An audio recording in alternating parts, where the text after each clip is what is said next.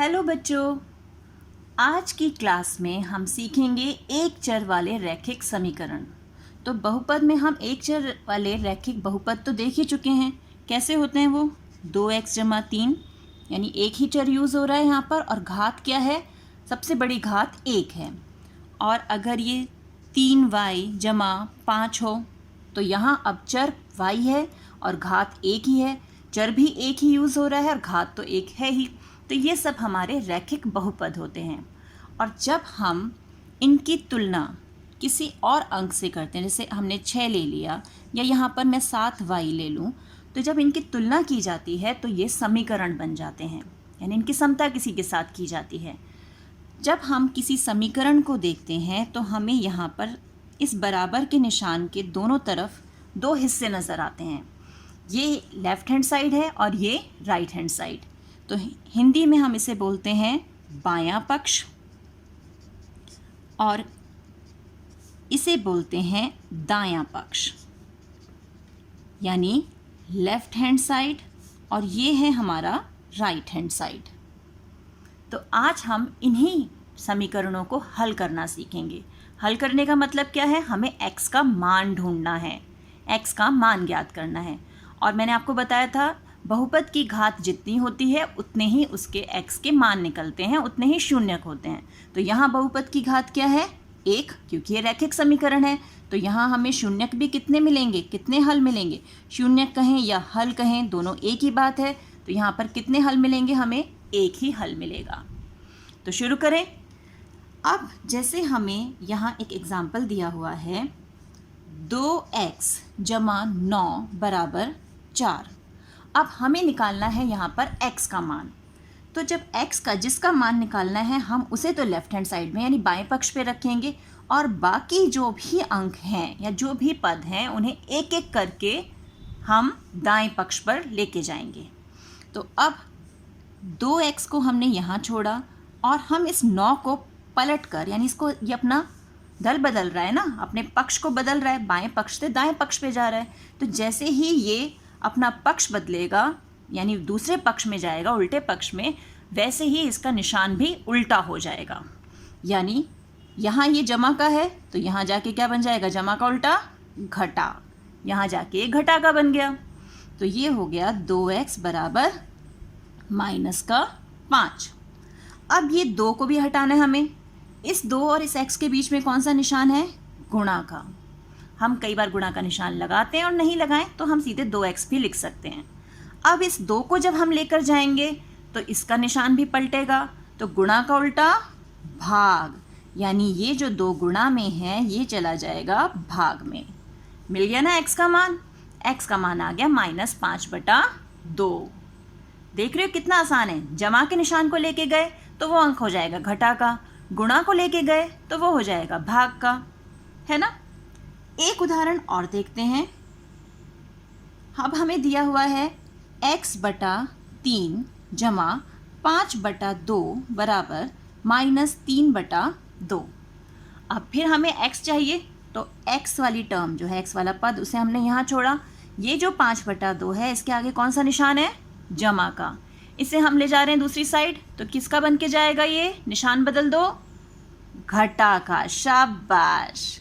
तो -3/2 -5/2। तो यहाँ रह गया ये x/3।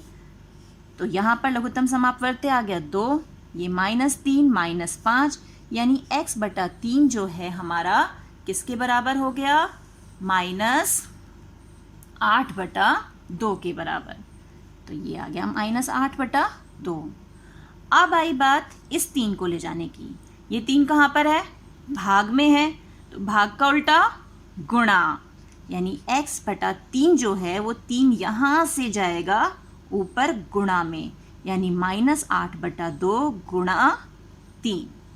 अब जो कटता है उसे काट देते हैं। 2 एकम 2, 2 चौक 8, -4 को 3 से गुणा करेंगे तो क्या मिलेगा? -12, यानी x का मान हमारे पास क्या आ गया? -12। तो इस ढंग से हम अपनी समीकरणों को हल कर सकते हैं। बस ध्यान रखना है कि जैसे ही पक्ष बदलेंगे हम किसी पद का, उसका चिन्ह भी बदल जाएगा। जमा से घटा, घटा से जमा, यानी जमा होगा तो वो घटा बन जाएगा, घटा होगा तो जमा बन जाएगा, गुणा है तो भाग में बदल जाएगा, और भाग है तो वो गुणा में बदल जाएगा, है ना। अब देखते हैं आज हमें हल करने के लिए कौन से प्रश्न दिए गए हैं। अब हमें यहाँ जो पहला प्रश्न दिया है वो है 7x - 9 = 16। तो हमें क्या करना, हमें तरीका पता है, x के पद को यहाँ रखो और बाकी पदों को एक एक करके हमें ले जाना है। तो 7x को यहाँ छोड़ा, ये माइनस का 9 है तो किसका बन के जाएगा, जमा का, ये जमा का बन के चला गया। 7x = 16 और 9 25, और ये x यहाँ पे 7 के साथ गुणा में है, 7 को जब यहाँ लेके जाएंगे तो वो चला जाएगा भाग में। तो ये आ गया हमारा x का हल, यानी समीकरण का हल। x का मान मिलते ही समीकरण का हल मिल गया। अब देखें अगला प्रश्न क्या है। अगले प्रश्न में हमें 5x + 9 = 5 + 3x दिया हुआ है। अब क्या करना है, x को एक जगह इकट्ठा करो, अंकों को एक जगह, क्योंकि x का मान निकालना है तो वो रहेगा बाएं पक्ष पर, यानी लेफ्ट हैंड साइड पर। तो 5x को रखा यहाँ हमने। अब ये 3x पक्ष बदल रहा है तो इसका चिन्ह क्या है, जमा का, तो ये क्या बनकर आएगा यहाँ पे, घटा का।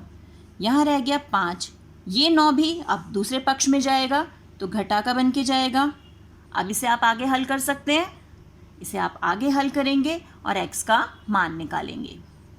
अब देखते हैं हमारा तीसरा प्रश्न क्या है। तीसरे प्रश्न में हमें दिया है 15/4 - 7y = 9।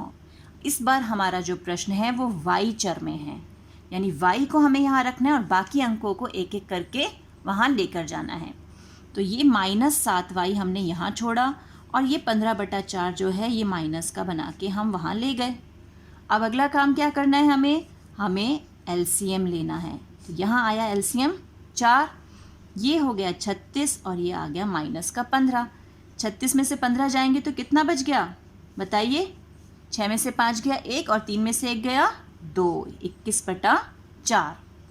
अब हमें चाहिए y को हमने यहाँ छोड़ा और ये पूरा -7 यहाँ पे गुणा का है। अब इसका अंक नहीं बदलेंगे, क्योंकि इसका मतलब जो चिन्ह है हम वो नहीं बदलेंगे, क्योंकि इसका निशान गुणा का है, ये गुणा से भाग में जाएगा। इसका माइनस का साइन जो है वो प्लस में चेंज नहीं होगा।